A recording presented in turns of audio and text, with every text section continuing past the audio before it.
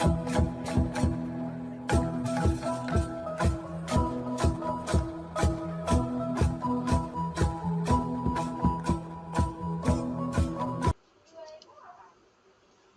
này chơi new free đi bang mình vá, yang tu bun sang khắp tiếng hàng làm dah. Nón tây mày càng rạ lay, tạm tan lên trong lại mày mực lại hình, gặp phải muốn rạ này có lẽ nạ bun sang. Đây gà đã lại hiểm pat đội trang cầm mang cầm rọn, lên hiểm bay thập pul rang đùm dah rọn cả nạ bun sang juan tự chọn nạ lại lá đây gà thập pul. Nón mày độ này mình vá, lum ta lu tây cờ mày bô, bầm đung dah với cả nạ bun sang xem lăng. Nón thập pul mạ rọn cha bun kum. Yom thứ con nụ này yuan kèm đêm chứ có lấy ngã sát lê trương bay prai còn là nạ buồn sang đây cả lê trương như đồ mạng cực bình pro hay bình doan nhú như đồ mạng cực này nhá bạ máu sẽ tốt trong cái trò bình doan cá bơi dập ui như mạng cực nạ buồn sang đã lau còn là mạng mống thốn đùa bó lau đùa bó bạn như cả bộ biếu nữa xong như pro mạng lệ máu tốt cho đấng vừa cả cao hoặc là cái cả cọ như chi hiện nay lại MH như đó HR kêu gọi Việt Nam ngừng đàn áp có hệ thống tiếng nói ôn hòa giữa nó này lại bình nhiều mạng lại cao hàng lại kể cả bộ màu lại prai rung nghệ sát thì nhô giữa nó nhiều đồ mạng nó này lại mày lọc này mày pani pipang yang buồn sang khắp anh hàng lại chơi new free này thư hiếu ta bạn đi ta bập lấy chẳng ít xem lăng lềm mươn lại buộc thầu gọi là yuan rằng màu tê rồi mông ô đã đi mang pul mà rọn buồn khum lê từng lum ta cật lại nặng buồn sang ra lại tụ trang mang lê từng từ bốc lên thầu tụ rọn bô mỏ gì ô lê từng yuan nhiều ngạ đặc nhiều bô lu rọn lại tụ yuan đấy một năm rồi hay đồng lên vị bồ lê còn mình đúng đi cật lại yuan này lại nó ray hạ bởi truyền đơn hạ bởi anh Hà Nội lê Sài Gòn Đồng Tháp lê Cà Mau lê Đông Minh Thanh Hóa Nghệ An Bình Thuận nhiều này hạ một tương vịt qua càng lực ur lừa tua plan tua pan thôn tua bao tua bạn này xăm á bình nhôm lò nhiều màu mãi nó như lệ đặc bộ tí ur này trên lô ur đúng không nó rằng này lại rằng pre lấy màu rằng lệ của Việt Nam lại cơ ngạ tự chuộng prai bình polo tùy tua hàng lại kia cả bùa màu cái nắp lên là prung từ nhộ cao hàng lại đặt nặng đôi xăm mới nhiều thứ mạng cứ lấy cầm tiền lung tà rằng trang nhôm lại không tạm biệt nên mày về mức gật lại phải hình nó lại chính lời chúc trong đây này lại lời xoan mày bà mày đặt đấy với cái xăm lăng đi buôn sang xăm lăng lấy lên này. Tổ chức theo dõi nhân quyền Human Rights Watch vừa thúc giục chính quyền Việt Nam phóng thích tù nhân chính trị, đồng thời kêu gọi quốc tế hãy gây áp lực để Hà Nội chấm dứt cuộc đàn áp có hệ thống những người chỉ trích ôn hòa. Một bản tin ngắn của Human Rights Watch đưa ra hôm 5 tháng 9 nói rằng quốc gia cộng sản này hiện đang giam cầm hơn 160 người chỉ vì họ thực hiện các quyền căn bản của mình. Trong khi đó, theo Tổ chức Nhân quyền có trụ sở tại New York của Mỹ, các nhà hoạt động phải đối mặt với sự sách nhiễu và đe dọa hàng ngày của công an.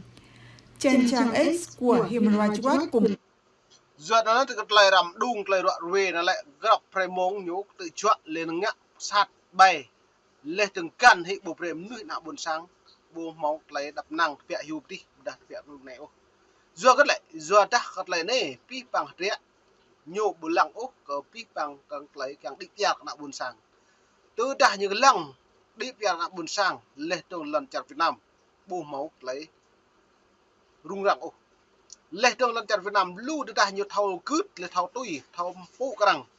lê tương rằng càng lum nuôi rằng càng chạm con càng đủ chia lê dulu thì nhiều rồi thao đi bia xong tới này lại bộ mẫu giờ ta đáng còn sàn Việt Nam nhật thâu mà cái dư chức dư quyền như đôi nhau thấu cơ ta lấy hạt tiếp nạ buồn sang càng đi bia mà còn ngàn trầm cái nằm nhau thấu duyệt nó này lại đang bua thì nhiều lại đang càng bất lực nhiều bằng thôn này thôn tổ bò thôn bạn này bình doan những bạn nghèo đi túc bạc bình nuôi nó buồn sang thì phố tổ anh đi chả Việt Nam đi vật mong miền Bắc trong Việt Nam nó này lại đã bật thấu rồi bể mong bại nhập tù nó ta có sẵn lăng tới lấy mấy lên mức này lại phép mang đáy FA còn làm thư VOA làm thư rồi công đoạn này đi buôn sang xem lăng. Ngày, bản tin được đăng kèm với hình ảnh của hàng chục nhà hoạt động, blogger, nhà báo đang thụ án tù tại Việt Nam. Trong số này có các nhà báo Phạm Chí Dũng, Phạm Đoan Trang, cùng các nhà hoạt động Trần Huỳnh Duy Thức, Cấn Thị Thêu và Đặng Đình Bách. Tình trạng giam giữ lâu dài trước khi xét xử, không được tiếp cận với luật sư cũng là chuyện thường tình ở quốc gia công an trị độc. Duyên này vợ lẽ pi bằng pro đã bính nên tam dứt của vực từng có mừng miền Bắc trục về Nam kèm lức nục nạc cái nhập bộ. Nó là duyên này lẽ duyên đã mau thông tin cập nhật rằng Brady đã đi trả thịt nhau lê tường kèng thốn buồn sáng lê tường đã đi lê tường vất nục na trả ra buồn cung chẳng can thiệp tang biện mà pro tang biện việc mà duyên này phải nhầm đây lại bị bét lê tường nhầm chưa hít gặt lời nghe sát cầm đi tôi toạc lại cái cả nó nhiều tổ chức nhân quyền nên là nhiều HR kêu gọi này hiếm bạn kèng lưng mơ như kêu gọi bỏ mơ ô hiếm bạn đã bỏ rẻ tội nhiều hột rẻ như nào hoặc lại đúng nhá từ đây nhà tôi muông này như nào lại đúng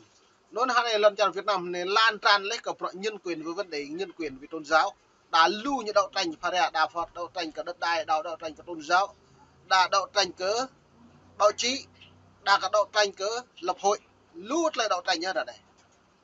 nó lại từng hay như bạn mình nói lại này là bộ mỏ của lại thì cái nhũ nó nặng buồn sang từ như po nhá nó mờ nghèo thì bố lại mờ nghèo tổ chức mờ nghèo như tốt phật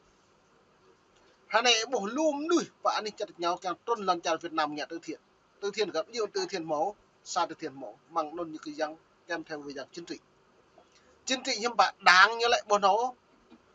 bù thầu đi PR này thậm chí công chức nhà nước hai này lại chỉ một độ tham nhung tham ô mất có thể lấy hối lộ phạt đang mờ nghèo cất nhiều mọi thông tin bằng trong nội bộ có đáng lên như cũng copy chặt thành nhau đi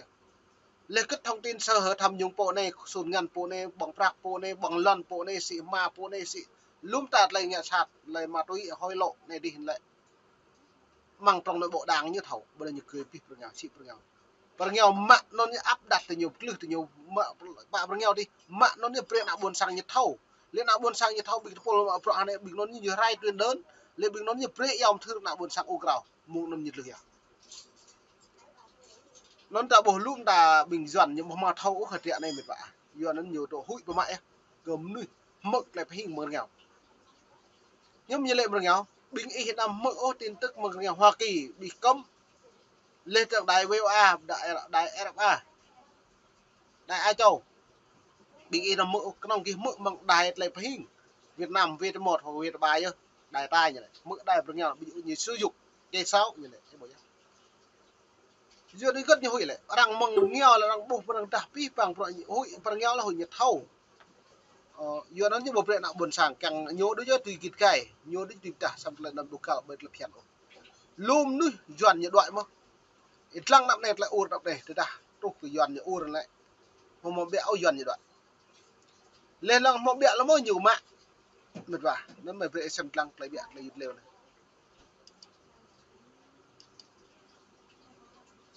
Đảng không dung thứ cho bất đồng chính kiến này, bà Lisa Marie Meyer, điều phối viên phụ trách truyền thông và vận động của Tổ chức Theo dõi Nhân quyền, viết như vậy trong bản tin. Bà kêu gọi rằng các nhà tài trợ quốc tế và các đối tác thương mại của Việt Nam cần thúc ép để chấm dứt cuộc đàn áp có hệ thống những người chỉ trích ôn hòa. Chính phủ Việt Nam phản bác các cáo buộc cho rằng nước này vi phạm nhân quyền, đồng thời cũng bác bỏ việc giam giữ tù nhân chính trị và khẳng định rằng bố lẽ còn này dọn là những police này những bạn tùm polo cái lăng này ao phàm ao trụ đồng làm sao đã liền cái bữa nó nên nhung nghẹt này thằng mò bạc băng những bạn buộc những băng nặng buồn sảng này làmให้เจ้า hợp liền lúc vậy lục tiêu hợp liền với nhiều làm sao rồi nhiều gẹt nó rim ray những bạn mang nó công an này bộ đội này du kích này lên đường giao thông này đi chốt màu nhật là để bạc bằng với đây nhiều băng hợp liền 10 triệu như dập mà là chỗ nó nên hạn này làmให้เจ้าnặng buồn sảng Việt Nam đi hai châu bình dập rộng này như mỏ hà po châu tu châu các tôi chèm phải châu tôi dập cái bữa mang nó nhiều công chức nhưng mà pro này là một lô châu cái bữa làm lô châu là hợp liền thêm nhiều kỳ bạc hai châu cái tính trung bình là 10 triệu đi để xét đứt rồi 10 triệu lô châu ấy là hợp liền thêm nhiều bằng cái bữa làm xã rạt liền rồi cả bộ tịch ôm mía liền đọc bệ này lần chặt Việt Nam đi nó là buồn sang chứ tùy thím Buddha bộ ngạ ta bộ prey gì mạn lận la bữa đây anh nghe ta cái như lệ trong người thi hành công vụ nằm nhá tôi hàng lại phiền như lệ nhiều mạ ruột han tôi yêu chả mỹ này chả mỹ nghe click bẹ đức mà lũ ruột lo cho đức nhiều xăm gật nhung nhạ mạ han linh han như đi lũ như quê quay đi rồi em mẹ mọc đi là nó binh nhạ click một sang là một bộ lùm núi nó từ Việt Nam tầm sao po huyền tầm tua po chỗ nghe công an sao huyền nên tua po cho quý bạc là buồn sản bồi thậm chí tua po cho tách bẹ cứ nền mệt vả lu nó có nên làng sẽ đặt liền nhiều về hiểm bạ bởi nó công an lao cho lê tương cơ động binh du kích lao cho mà bộ đội đừng cái tình là bộ đội công an tua po lên lê thực kiệu đang giao thông lao pol du kích đừng pa pol đội ban nó mệt pol lại bồi làm chặt liền nên chặt liền đâm nên tay nhở máu bể đi lần chặt đầu tư đi bữa đây chỉ vào miền Bắc miền Nam lu liền trong bãi nhà bỏng đi bồi làm hơi như nào đâm lại nó có mày lệp tôi xem lăng tầng lại dọn này lại rằng lu đã bỏ kẹo úc là đáng này lau đình tục vậy xem lăng biệt đang là mình chỉ Các quyền căn bản của người dân luôn được đảm bảo và chỉ bắt giam những ai vi phạm pháp luật. Hồi tháng 4 năm nay, Bộ Ngoại giao Mỹ công bố phúc trình thường niên về tình hình nhân quyền Việt Nam, trong đó nói chính quyền Hà Nội đã bắt giữ ít nhất 187 người liên quan đến hoạt động chính trị hoặc nhân quyền tính đến ngày 31 tháng 10 năm ngoái. Lain nama mesti lagi leh peni bun sang kap yang sem lang lagi renew free nih peni tak dapat nih bab lai.